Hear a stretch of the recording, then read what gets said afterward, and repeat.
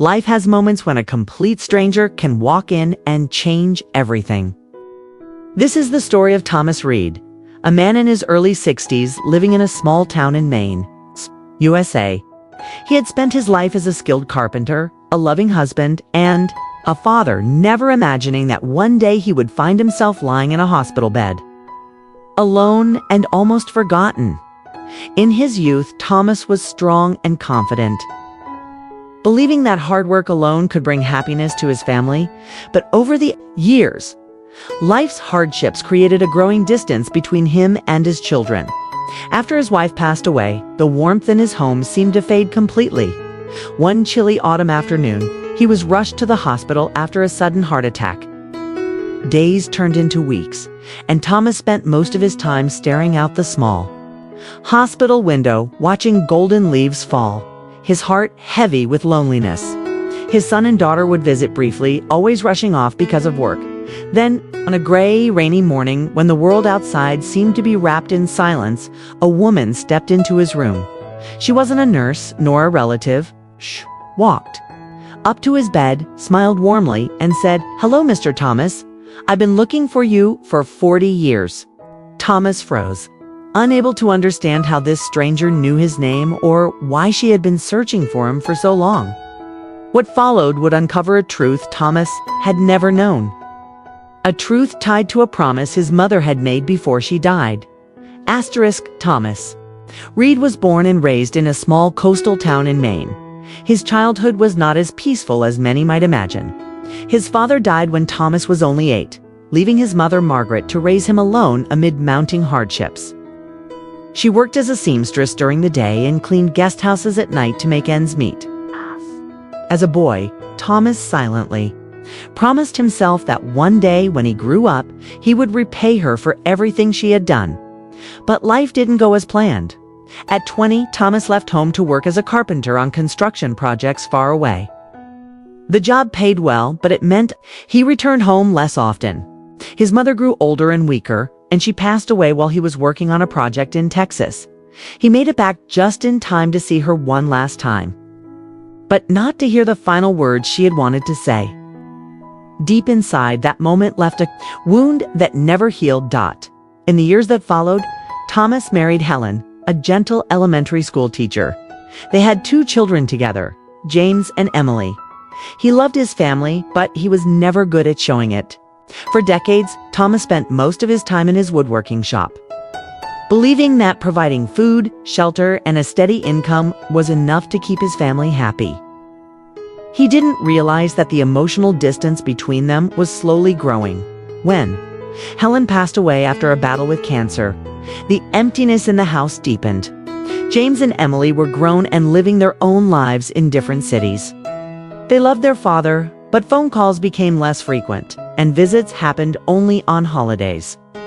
Thomas gradually became used to living alone, speaking only to a few neighbors or the regulars at the small cafe down the street, while stacking wooden planks in his workshop. Thomas felt a sudden, sharp pain in his chest. The pain grew intense, and he collapsed.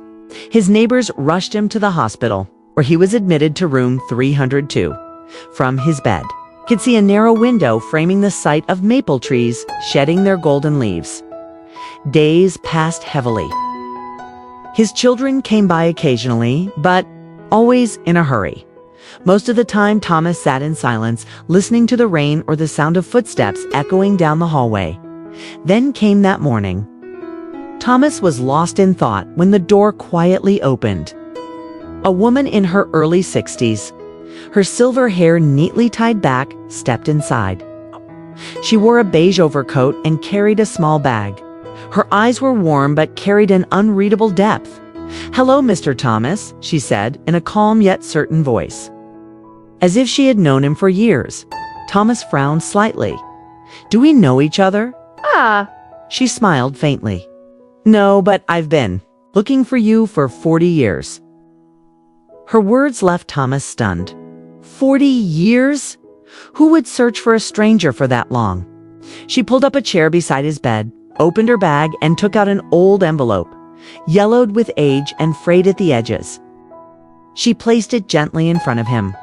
Before your mother passed away, she gave me this letter and asked me to find you, to give it to you when the time was right. Thomas felt his heartbeat quicken. His mother and a letter. But why had this woman kept it for 40 years, and why was now the right time? He took the envelope in his hand, feeling a mix of anticipation and dread. The paper carried the faint scent of time. But before he could open it, the woman placed her hand over his and said softly, "Before you read it, I want to tell you a story about your mother and a truth she carried all her life."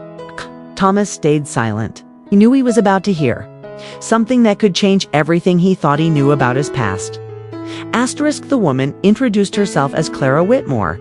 She had once lived in the same town as Thomas and his mother, though she had left many years earlier. In the autumn of 1983, when Clara was only 22, she worked at the local post office. One evening, just as she was about to close, Margaret Reed had rushed in, clutching an envelope and looking unusually distressed. "She asked me to keep it safe," Clara began, her voice steady but tinged with nostalgia. "She said that she wasn't sure when you'd be ready to read what was inside and that I would know when the time had come." Thomas's brow furrowed. "But why didn't she just give it to me herself?" Clara hesitated. "'Cause a letter contained something that might have hurt you if you'd read it too soon. She was afraid you weren't strong enough back then, afraid it might change how you saw her." Thomas leaned back against the pillow, feeling both curiosity and unease building inside him. Clara's eyes softened. Margaret was more than the kind, hardworking woman everyone saw. She carried a story, a burden that she kept hidden from almost everyone. And in a way, I became part of it. Thomas turned his gaze toward the window, the golden leaves outside swirling in the wind. "Go on," he murmured. Clara explained that many years ago, before Thomas was born, Margaret had been engaged to a man named William Carter. They had grown up together and planned to marry, but just months before the wedding, William had vanished without explanation. Margaret was devastated. Weeks later, she discovered she was pregnant. Thomas felt a cold shiver run through him. "You mean my father?" Clara nodded slowly. "Yes. But the truth is, William didn't abandon her willingly. He had been conscripted into a special naval mission during a political crisis. It was top secret. He wasn't allowed to contact anyone. Months later, he died in an accident at sea. Margaret never spoke about it because she feared the pain it would bring, and because she didn't want you to grow up feeling like the son of a ghost." Thomas sat in stunned silence. He had grown up believing his father had died from an illness. Not as part of some hidden chapter in history, but there's more, Clara continued. After William's death, Margaret struggled to survive. That's when your stepfather, the man you always believed was your real father, came into her life. He loved you in his own way, but he was strict, sometimes harsh. Margaret stayed with him, not out of love, but because she thought you needed stability. Thomas's memories of his childhood came rushing back. The long hours his stepfather spent fishing, the stern voice, the lack of warmth. Suddenly, the gaps in his past began to make sense. He looked down at the envelope in his hands.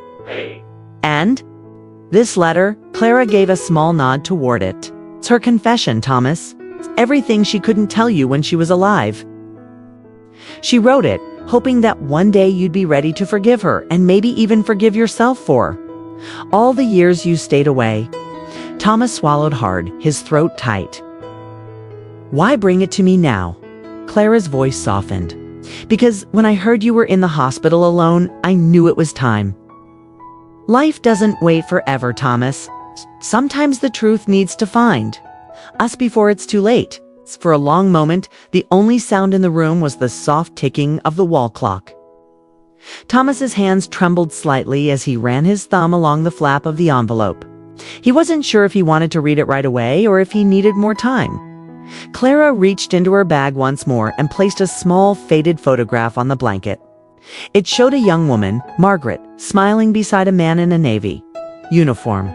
The man's arm was around her shoulders, his eyes bright with life. "That's William," Clara said. "Your father? I thought you should see him before you read her words." Thomas stared at the photograph for a long time, feeling something unfamiliar welling up inside him. A mix of sorrow, longing, and a fragile thread of connection to a man he had never met. Asterisk. That night, Thomas couldn't sleep. The letter sat on the bedside table, its presence almost heavier than the 4-line running into his arm. Every time he closed his eyes, he saw the photograph, his mother's radiant smile, the proud figure of the man in uniform beside her. A father who had existed only as a shadow in his imagination was now a flesh and blood reality, staring back at him from the faded print. He reached for the envelope just before dawn. The flap tore open with a quiet sigh, and the faint smell of old paper drifted into the room. Inside was a folded sheet of stationery, the handwriting unmistakably his mother's, neat, deliberate, the same hand that had written countless grocery lists and birthday cards. "My dearest Thomas," the letter began. "If you are reading this, it means I am no longer by your side and someone has decided that you are ready to know the truth." She wrote about William Carter in vivid detail, how he had been her first love, how they had planned their future with the eagerness of youth, and how his sudden disappearance had left her both heartbroken and confused. She described the day she learned of his death, the knock at the door, the uniformed officer delivering the news, the numbness that followed. "You were the only thing that kept me alive in those days," she wrote. "I would look at you and see pieces of him, the curve of your cheek, the way your tiny hands curled into fists when you cried. You were my anchor when everything else had slipped away." Thomas felt his eyes burning. He paused, pressing the letter to his chest, as if the paper could somehow bridge the years between them. Then came the part she had feared telling him, how she had married his stepfather. She admitted it was not for love, but for survival. "I thought you needed a man in your life, someone to protect and guide you. I was wrong in many ways. He gave you discipline, yes, but not the warmth you deserved. I stayed because I was afraid to be alone and because I didn't believe I could give you everything by myself." Her words cut deep, yet they carried no self-pity. Instead, there was a raw honesty, as if she had decided that truth was the only gift she could leave him. Finally, the letter turned to him. "Thomas, I know you left home angry. I know we didn't part on good terms, but I want you to understand that every choice I made, even the ones that hurt you, came from a place of love, though imperfect, sometimes misguided. If you can, find it in your heart to forgive me. And know that wherever you are, I will be watching over you, proud of the man you've become." By the time he finished reading, the morning light was spilling into the room. Thomas sat in silence, the letter trembling in his hands. The resentment he had carried for years felt suddenly different. Not gone, but softened, its sharp edges blunted by the weight of what he now knew. A soft knock at the door pulled him from his thoughts. Clara stepped inside carrying 2 cups of coffee. "I thought you might need this," she said gently. Thomas managed a small smile. "I read it." Clara set the coffee on the table and took the chair beside him. And he exhaled slowly.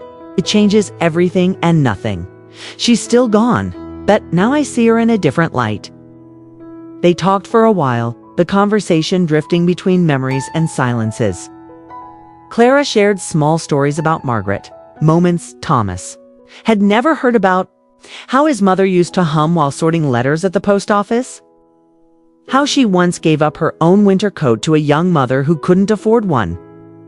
These details, ordinary yet profound, began to weave a fuller picture of the woman he thought he had known. When Clara finally stood to leave, she hesitated at the door. "Thomas, whatever you do with that letter, keep the photograph. Some connections are worth holding on to, even if they hurt." After she left, Thomas sat back, the coffee cooling beside him. Outside, the wind carried the scent of rain. He picked up the photograph once more, tracing the edges with his thumb, for the first time in years. He whispered into the quiet room, "Hi, Dad." 2 days later, Thomas decided he couldn't keep the letter and photograph locked in the hospital drawer any longer. Something inside him urged him to trace the story back to where it began, not just to understand his parents, but to understand himself. After discharge, he packed a small bag and boarded a bus heading west toward a small coastal town Clara had mentioned. It was where his mother had met William Carter, and where, according to Clara, his father's family had lived for generations. The bus ride was long, scenery shifting from city streets to winding rural roads, then finally to the rolling sound of the ocean. The town was quiet, its wooden houses weathered by salt and time. He stepped off at the main square, clutching the envelope in his pocket. The local post office was the first stop. Its peeling paint and creaky door made it feel like a relic from another era. An elderly man behind the counter looked up from his newspaper. "Can I help you?" Thomas hesitated. "I'm looking for the Carter family. They used to live here many years ago." The man studied him for a moment. "Carter? You mean William Carter's people?" "Yes," Thomas replied, his voice almost breaking over the name. The man pointed down the street. "White house with blue shutters. But only his sister's still around." Thomas followed the directions, his heartbeat loud in his ears. The house stood at the edge of a grassy bluff overlooking the ocean. Its shutters were indeed blue, though faded. He knocked. A woman in her late 70s opened the door. Her sharp eyes softened as they studied him. "You look familiar?" "I'm Thomas," he said quietly. "Margaret's son." For a long moment she just stared. Then she stepped aside. "Come in." Her name was Eleanor Carter. Over tea, Thomas told her everything. The photograph, the letter, the years of silence between him and his mother. Eleanor listened without interrupting, her fingers tightening around her cup at certain moments. When he finished, she went to a wooden cabinet and retrieved a small box. "These were William's," she said. Inside were letters, photographs, and a silver wristwatch. She handed Thomas a photo he'd never seen before. His father, not in uniform, but in a sweater, laughing beside Margaret on a windswept beach. They looked so young, so full of life, it made Thomas ache. "Your father adored your mother," Eleanor said. "She was the only woman he ever truly loved. When he went missing in action, she wrote to us every month, hoping for news. And when we got word of his death, she came here in person to tell us she would keep his memory alive. She promised to bring you one day." Thomas felt a lump rising in his throat. "She never told me any of this. She probably wanted to protect you," Eleanor said softly. "Grief is complicated, and life doesn't always go the way we plan." They spent the afternoon going through the box. Thomas learned about his father's love for sailing, his terrible handwriting, his habit of carrying peppermints in his pocket. Each detail stitched together a man he had longed to meet but never could. As the sun began to set, Eleanor walked him to the bluff. The wind carried the scent of salt and seaweed. She pointed to a weathered bench. "That's where your father proposed to your mother." She said yes before he could even finish the question. Thomas sat there for a long time after she left, staring at the horizon where the sun dipped into the ocean. The ache in his chest was still there, but it was no longer just loss. It was also connection, fragile yet real. When night fell, he returned to his small motel room and laid the photograph of his parents on the bedside table, beside the silver watch. He realized he didn't just want to learn about the past, he wanted to carry it forward. In the stillness, he whispered, again, not to the empty room this time, but to the presence he felt more clearly than ever. "I found you, Dad. I found us." The following morning, Thomas woke to the sound of waves crashing against the shore. Sunlight filtered through the thin curtains of the motel room, casting pale gold across the floor. For a moment, he simply lay there, listening. It felt as if the ocean was speaking in a language older than memory, and somehow he understood it. He had one more task. Eleanor had mentioned a place where William's name was etched into stone. The town's memorial for those who had served and never returned. She had said it quietly, almost as if warning him that the sight might cut deeper than he expected. Thomas walked there slowly, following a narrow path through dune grass.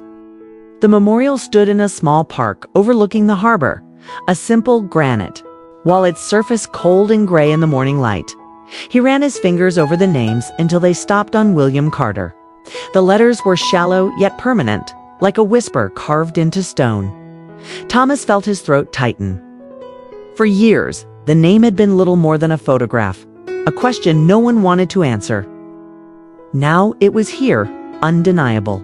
A small bouquet of fresh flowers rested at the base of the wall.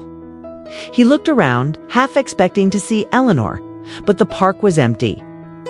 The thought that someone still visited regularly filled him with a strange, quiet gratitude. He knelt, pulling from his jacket. Pocket the silver watch Eleanor had given him. It was heavier than he remembered, the glass scratched but intact. "I wish I could have known you," he murmured. "I think I would have liked you." The wind picked up, carrying the faint smell of salt and pine. In that moment, Thomas felt something lift, as if the years of not knowing, the ache of silence, had loosened their grip. When he returned to Eleanor's house, she was waiting with a folded envelope. "This came to me decades ago," she said. "Your mother sent it. After you were born, kept it because I thought someday you might need it." Inside was a letter from Margaret. Her handwriting was neat but full of small hesitations, like she had paused often to gather herself. She wrote about the night William left for deployment, about the way he had kissed her hand before boarding the train, promising he'd come back. She wrote about her fear, her hope, and finally, about holding Thomas for the first time, the part of William that will always stay with me. By the time Thomas reached the last line, his eyes blurred. The letter felt like a bridge between two people who had been separated by war, time, and silence, yet still found a way to remain connected. That afternoon, Eleanor suggested they visit the beach where the photograph had been taken. The tide was low, revealing wide stretches of wet sand that glimmered in the sun.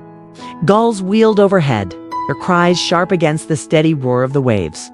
Thomas walked along the shoreline, the water cold against his ankles. He imagined his parents here, laughing, their voices carried away by the wind. He tried to picture himself as a child, holding both their hands, a moment that had never happened, yet felt vividly real. Eleanor walked beside him in silence until they reached a cluster of rocks. She pointed to a flat one near the water's edge. "Your father loved to sit there," said it made him feel like he could see the whole world. Thomas climbed onto the rock and sat down. From there, the ocean stretched endlessly, the horizon, a sharp line between blue sky and deeper blue water. He closed his eyes, breathing in the salt air. For the first time in years, he didn't feel the pressing need to run from the past when they returned to the house. Eleanor packed the box of William's belongings and handed it to him. "Take these," she said. "They're yours now. Keep them safe." Thomas hesitated. "Are you sure?" She nodded. "They belong with you. You're the one who will remember him." That night, back at the motel, Thomas laid everything out on the bed. The photographs, the letters, the watch. They formed a kind of mosaic pieces of a life that was his by blood, though not by memory.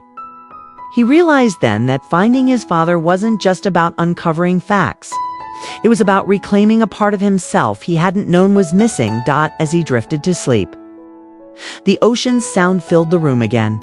Only this time, it didn't feel distant. It felt like home. The next morning, Thomas woke earlier than usual, his mind already set on the final conversation he needed to have with Eleanor before leaving. The air in her living room was warm, touched by the faint scent of coffee and wood polish. She sat in her armchair, a knitted shawl draped over her shoulders, looking at him with a calm that carried decades of unspoken history. "I don't know how to thank you," Thomas began, his voice steady but low. "You've given me more than I expected to find."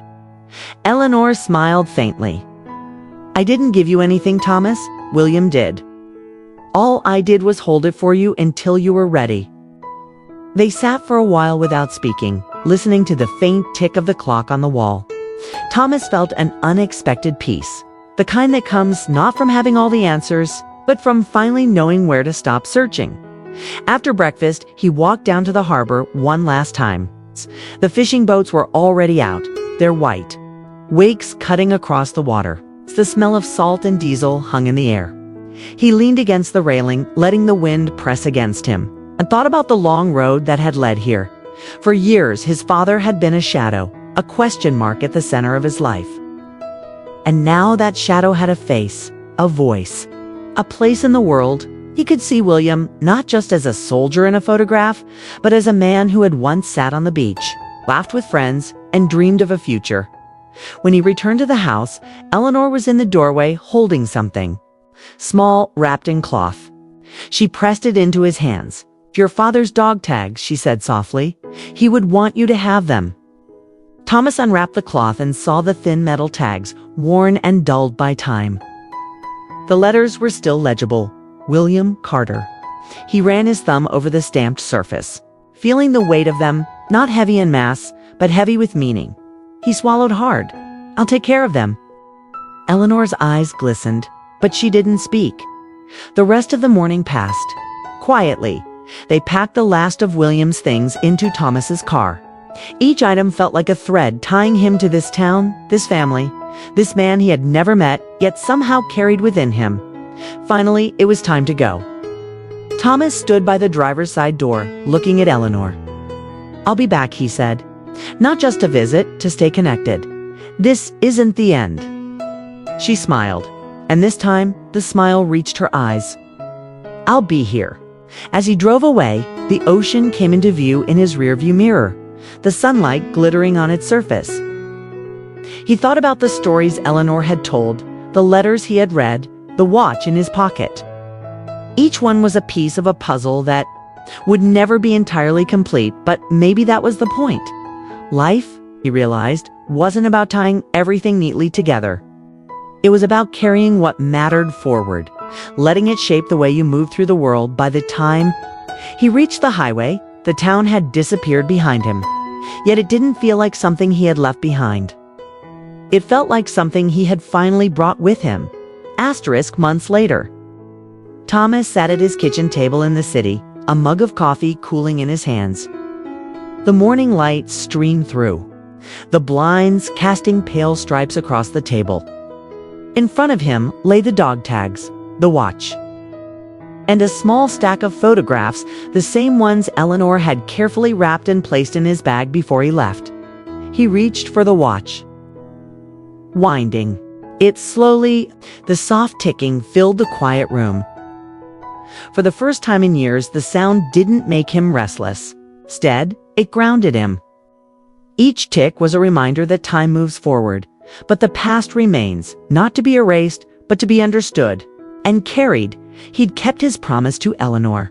They spoke on the phone every week. Sometimes they talked about the weather, sometimes about her garden. And sometimes she would share another story about William, a story that hadn't made it into those few days he spent in her house. He wrote each one down in a leather-bound notebook, determined that his father's life would not be reduced to a handful of fading photographs. On the anniversary of William's passing, Thomas returned to the coastal town. The air smelled just as it had before, a blend of salt, pine, and something faintly sweet from the bakery near the harbor. Eleanor was waiting for him on the porch, her shawl around her shoulders, her smile warm despite the cool breeze. They didn't need to say much. They simply walked down to the shore together. The waves rolled in slowly, whispering against the sand. Thomas reached into his pocket and held the dog tags, letting the metal warm in his hand. "I think he would have liked to know you," Eleanor said quietly. Thomas looked out at the horizon. Maybe he does. The wind carried the words away, but the meaning stayed. As the sun dipped lower, they turned back toward the house. Thomas knew he'd keep coming back, not just for Eleanor, but for himself. This place, this connection, had become part of who he was. And as he drove away that evening, the ocean glimmering beside him, he realized something simple but profound. Sometimes finding where you belong isn't about discovering a new place. It's about recognizing the pieces of yourself that have been waiting for you all along. If this story touched your heart, take a moment to think about the people in your own life, the ones you may not have spoken to in a while, or the questions you've been meaning to ask but keep putting off. Sometimes the smallest conversation can uncover the biggest truths at real moments. We believe stories like Thomas and Eleanor's remind us that life is full of hidden connections waiting to be discovered. They show us that family isn't only about blood, but about the bonds we choose to nurture, the promises we keep, and the memories we carry forward. If you felt moved by this journey, we'd love for you to help us share it with the world. It's simple, but it makes a huge difference. Like this video, it tells us you value these kinds of real human stories. Subscribe to our channel so you won't miss the next heartfelt moment we share. Turn on the notification bell. Every story we tell is a chance to feel something real, and we don't want you to miss it.